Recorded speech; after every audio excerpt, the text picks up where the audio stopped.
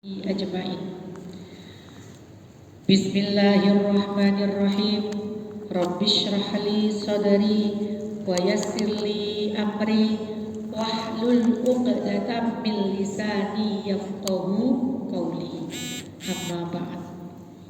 Yang sangat kami hormati, sangat kami muliakan pimpinan Jam'iyah pengajian perkumpulan Mar'atus Sholihah, Ibu Cici Masruro. Cici Idris. Ibu Cici Idris binti Idris. Idris. Bu Cici Idris. Oh iya.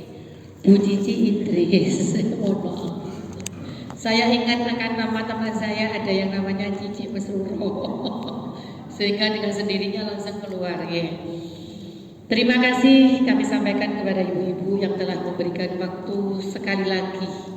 Saya masih dipertemukan dengan ibu-ibu sholihah, ibu-ibu yang luar biasa, yang sangat kami banggakan, ibu-ibu Mar'atus Sholihah.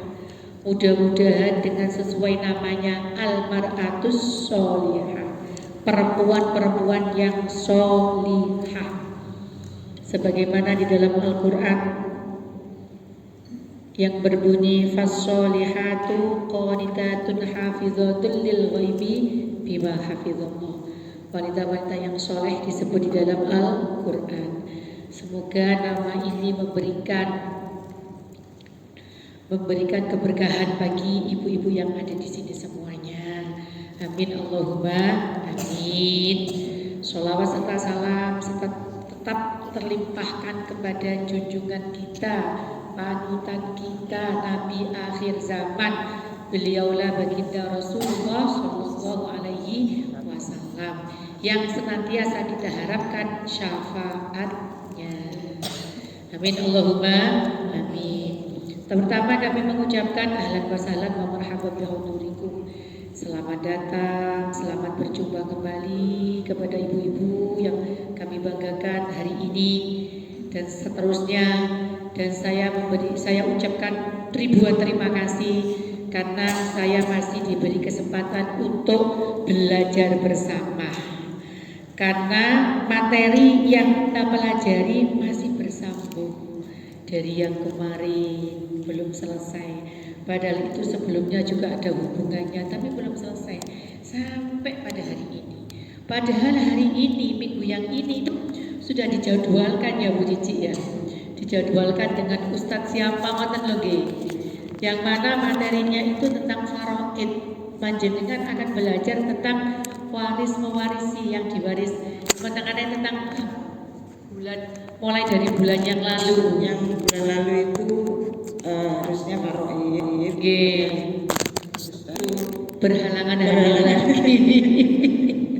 Berarti saya lagi. Sehingga saya bisa melanjutkan kekurangan daripada yang kemarin. Mohon maaf bila ada kekurangan yang saya sampaikan kemarin. Dan hari ini bisa kita kupas tuntas mengenai tentang bab najis. Memang sih Bu, bab najis saya tidak bisa kita selesaikan dalam satu pertemuan yang kemarin. Karena bab najis ini sangat vital dengan kita. Karena sahnya sholat itu merupakan sahnya sholat harus lepas dari yang namanya najis. Syarat sahnya sholat tidak akan menjadi sah kalau kita masih membawa najis, kalau masih baju kita terkena najis, kalau masih tempat yang kita gunakan untuk sholat masih ada najisnya. Sehingga kita kupas dari pertemuan yang kemarin kok masih belum selesai ya. Dan kemarin sudah saya buatkan untuk materinya dan alhamdulillah pada hari ini sudah dikopikan.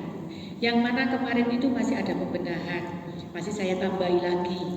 Di mana materi yang akan kita bahas hari ini adalah najis barang-barang najis itu apa saja.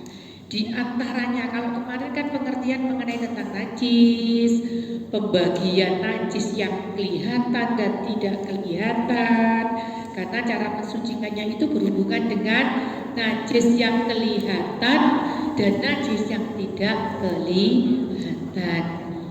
Kalau saya boleh tanya, najis yang kelihatan itu namanya najis nopo, Bu? Najis ainiyah. Seperti itu. Makanya itu saya jangan takut, Bu, ya, ketika saya interaksi untuk bertanya itu untuk mengingatkan panjenengan. Ingatannya dalam 1 bulan kemarin terus pundi. Karena setiap hari kita bertemu dengan najis. Ketika kita akan melaksanakan sholat ataupun selainnya, pasti kita bertemu dengan yang namanya najis. Sehingga saya ulang lagi. Mungkin saya ulang lagi yang materi yang kemarin dengan tanya jawab, biar panjenengan tambah paham. Tujuannya seperti itu, biar panjenengan tambah paham. Yang kurang mengerti nanti bisa ditanyakan lagi. Materi yang kemarin bersuci, karena bersuci merupakan syarat sahnya sholat.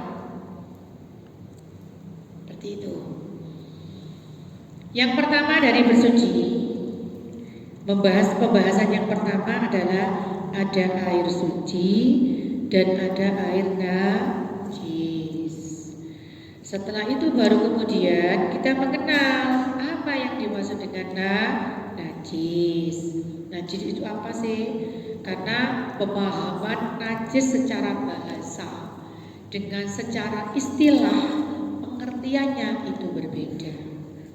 Kalau mungkin secara bahasa kemarin kan segala sesuatu yang menjijikkan. Tetapi segala sesuatu yang menjijikkan belum tentu semuanya najis. Contohnya ingus, dengan jijik apa benar? Ingus itu lho, Bu. Jijik kan, tapi tidak najis. Oleh karena itu, di sini saya ambil dari kitab Matan Takrib atau Fathul Qorib, pengertian daripada najis secara syarak, secara istilah di dalam ilmu fikih. Di mana di situ pengertiannya segala sesuatu yang dianggap kotor dan menjadikan tidak sahnya sholat. Segala sesuatu yang menjijikan, yang kotor, ada syaratnya lagi, dan menjadikan tidak sahnya sholat. Kalau sholatnya menjadi sah dengan adanya seperti ingus kan, meskipun kita ada ingus, sholat tetap sah. Berarti itu bukan termasuk najis. Kemudian najis terbagi menjadi 2 terlebih dahulu untuk cara mensucikan. Karena ketika kita mensucikan najis, kelihatan apa tidak. Sehingga ditinjau dari itu terbagi menjadi 2. Ada najis ainiyah, ada najis hukmiyah. Najis ainiyah, najis yang terlihat jelas. Seperti kemarin saya contohkan atau di dalam situ ada kotoran binatang, ada kotoran manusia, ada kotoran kucing yang sudah kering, kelihatan kan, Bu? Ada kan barangnya. Lah itu contohnya najis ainiyah.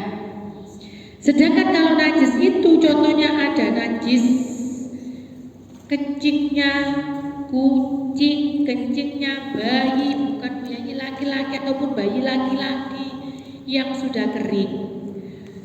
Kelihatan apa buatan najisnya? Terlihat apa tidak? Tidak. Tapi baunya masih terasa.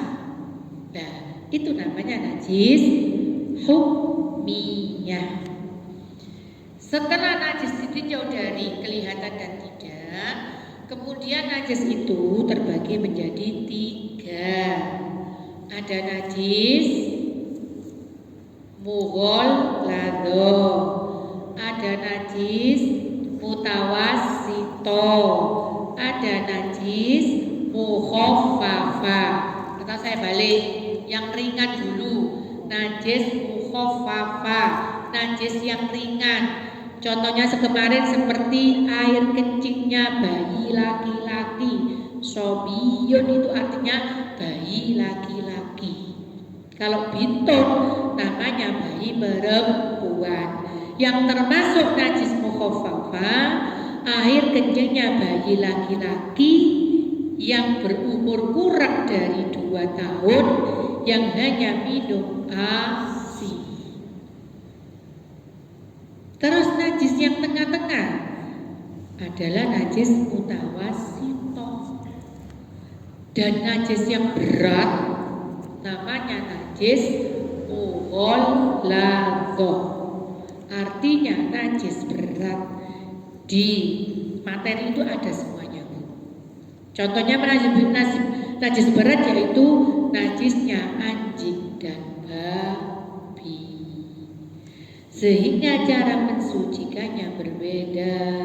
Kenapa kok dibagi ada najis ringan, ada najis tengah-tengah, ada najis berat? Karena cara mensucikan antara najis yang pertama, yang kedua, dan yang ketiga tidak sama. Masuk pada materi yang hari ini, setelah kita kupas tuntas tentang pembagian najis, kemudian di situ pada halaman yang keberapa ya Bu ya? Ada di HP ya Bu. Pengabutan misalnya. Kenapa? Ibu-ibu belum difotokopi ya. Soalnya kebetulan tadi banyak yang tutup karena lihat. Jadi belum difotokopi tapi sudah di-share di grupnya Al-Maratus. Yang membawa HP bisa membawa HP bisa dibuka. Kita masuk pada materi halaman yang ketiga. Halaman yang ketiga bawah. Sebagaimana keterangan di dalam kitab Fathul Mu'in. Ini saya bawa kitabnya. Kitab Fathul Mu'in. Saya pijakan saya ataupun referensinya saya ngambil dari kitab Fathul Mu'in ataupun Fathul Qorib. Sebagaimana keterangan di dalam kitab Fathul Mu'in, najis adalah segala kotoran yang menghalangi sahnya sholat. Tidak jauh beda dengan keterangan yang ada di dalam kitab Fathul Qorib tadi. Kotoran yang menghalangi sahnya sholat yang dikerjakan tidak dalam keringanan. Jadi seandainya panjenengan sholat darurat, ya Bu ya, ini dalam kondisi yang sehat ya, tidak dalam keringanan. Dan darurat itu berarti dalam ada pengecualian. Di antaranya benda-benda najis itu apa saja? 7 ini panjenengan pegang. Saya menyebutkan ada 7. Jadi najis itu ada 7. Kalau tadi kan mungkin pengertiannya saja.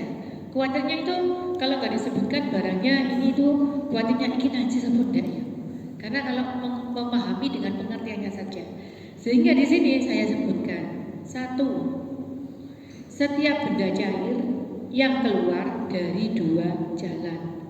Baik benda cair yang keluar dari 2 jalan tersebut, keluar dari manusia ataupun keluar dari binatang, kecuali mani. Paham kan Bu? Mani itu sendiri hukumnya suci. Sebagaimana saya ceritakan kenapa kok Nabi itu menikah dengan Sayyidah Aisyah. Karena Sayyidah Aisyah itu banyak sekali meriwayatkan hadis tentang masalah-masalah perempuan. Jadi bagaimana tata cara berhubungan suami istri itu pun yang menceritakan adalah yang meriwayatkan adalah Sayyidah Aisyah. Bab haid. Demikian juga ini ketika Sayyidah Aisyah itu ngeroki, mohon maaf, mani yang sudah kering di pakaiannya Rasulullah SAW itu dikeroki saja tanpa disucikan. Karena memang hukumnya mani adalah suci.